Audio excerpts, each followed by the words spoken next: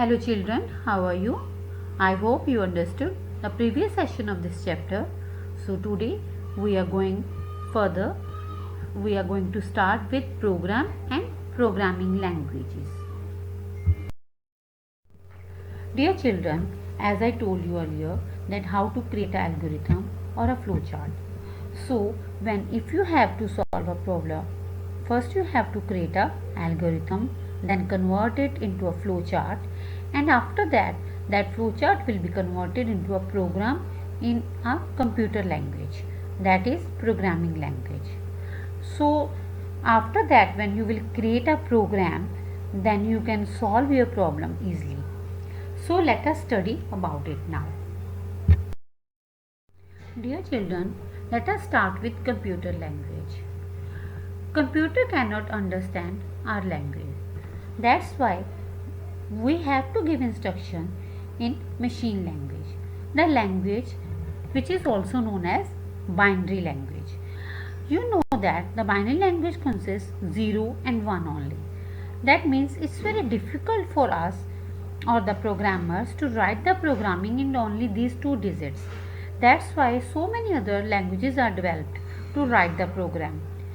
You should know that the computer language, it is also known as programming language, and the person who is writing this programming language is known as programmer, and the process of writing a program is called programming.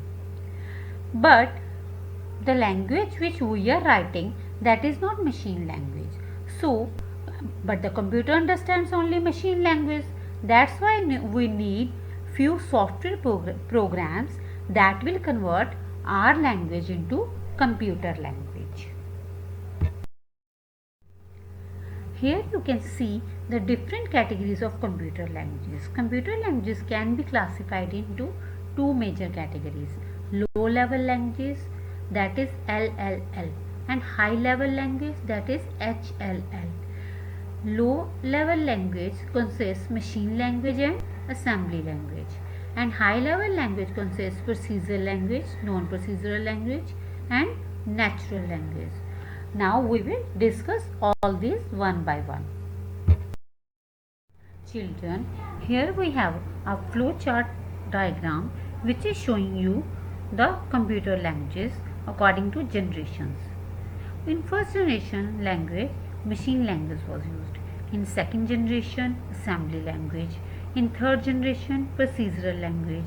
In fourth generation, non-procedural language. And in fifth generation, natural language was used. Children, low-level languages are written to run on a particular computer and cannot be easily used on other computers. There are mainly two categories of low-level languages. Let us discuss them now. Let us start with machine languages. Machine language, you know that it is the first generation language. That is a language which computer can understand directly. It uses 0 and 1 only. That's why it is known as low-level language. But there are few limitations of this language, which are that this language can run only for single computer, and they are not able to run on same language, same program for other computers. That means they are machine dependent, and they are also not portable. Portable means these languages program are not able to run on all the computers. You have to write different programs for different computers for same purpose. Assembly language is second generation language. It is also a low level language, but it starts using little letters and symbols instead of using 1 and 0 only.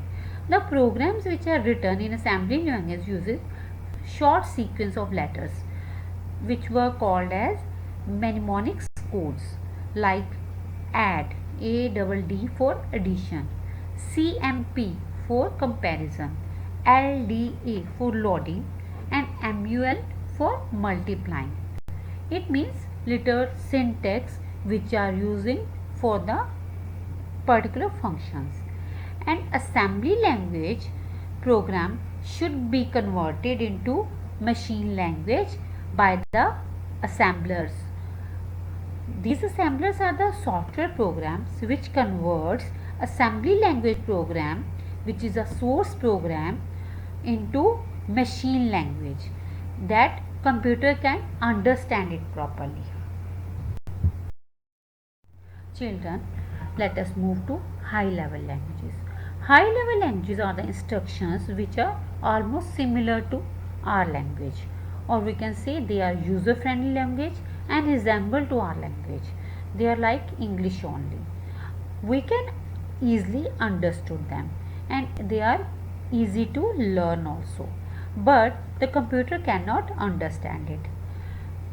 So that's why there are two programs we have which are converting high level language into low level language for the computer, which are interpreter and compiler, which converts high level language into machine language or low level language. Children, the first type of high level language is procedural language. Procedural language is also called third generation language. In this language, the programmer writes steps or instructions to tell the computer what to do and how to do.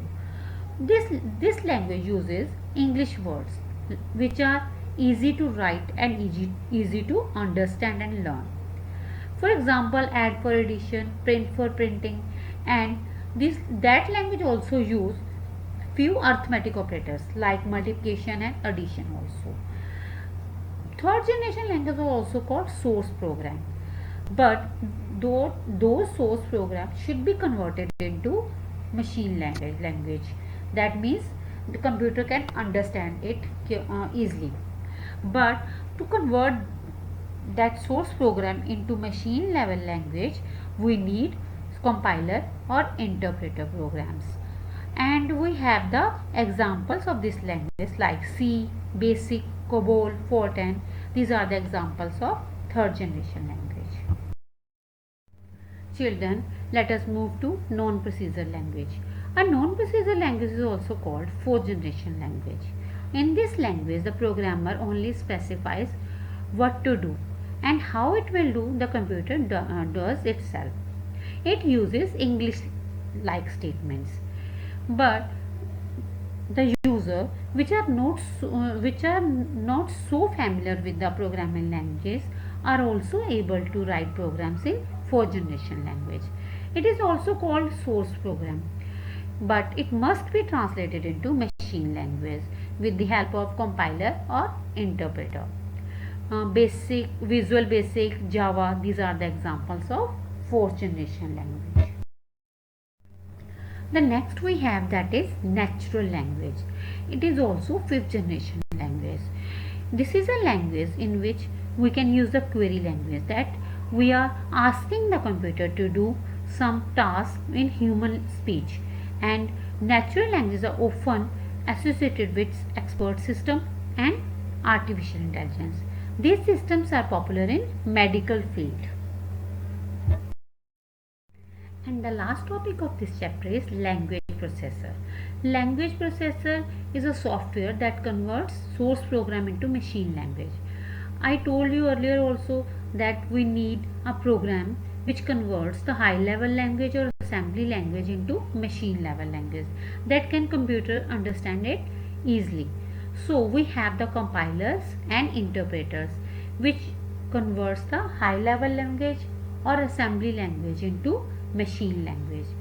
But there is a difference between compiler and interpreter. A compiler which converts the whole program in one go and give us a list of errors, and but the interpreter converts line by line. When one error is corrected, then next line is executed. And but children, you can keep in mind that when we have a compiler, that means compiler, compiler, it means it is converting. It means comp and complete. And interpreter means in intervals it is converting. It means when we are saying line by line, it is by the interpreter, and when we are saying completely, then we will say it will done by the compiler. That's all, children. I hope you understood the topics and try to read the chapter side by side and solve the back exercise. We will meet in next session. Goodbye.